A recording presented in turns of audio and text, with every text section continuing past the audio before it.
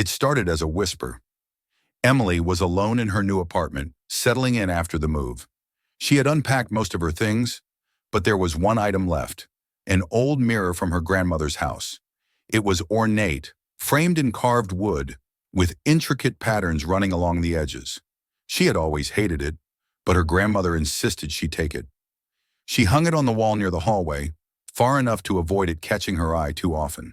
But that night, as she walked past it to the kitchen, she saw it, a movement, something in the reflection that wasn't hers. At first, it was just a flicker. She thought it was a trick of the light, so she shrugged it off. The next day, it happened again. This time she stopped. She stared at her reflection, noticing something off.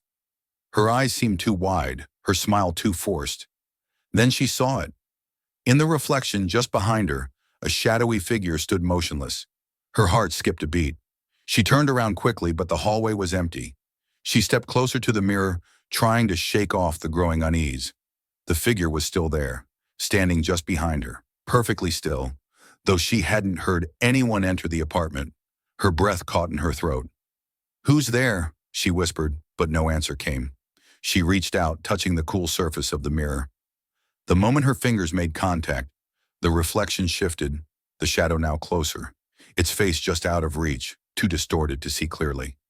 The air grew cold around her, and the whispering began again. Low at first, then louder, almost like voices beckoning her closer. "Come closer." A sudden chill ran down her spine. Panicked, she pulled her hand away, stumbling backward. But the shadow in the mirror followed her, matching her movements inch by inch, as though it was alive. She stepped back further, but it didn't stop. It pressed against the glass, its face now visible. A woman, pale and gaunt, her eyes hollow, her lips curling into a sinister grin. Emily turned to run, but when she glanced back at the mirror, her reflection didn't follow.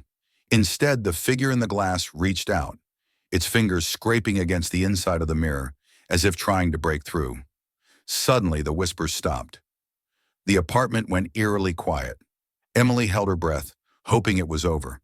But then, in the reflection, she saw her own face, twisted, smiling that same eerie grin. And then her reflection stepped out. She screamed, but it was too late. The figure had already taken her place, stepping forward into the world beyond the glass. The apartment fell silent once more, as the woman in the mirror now stood alone, staring with empty eyes, waiting for the next visitor.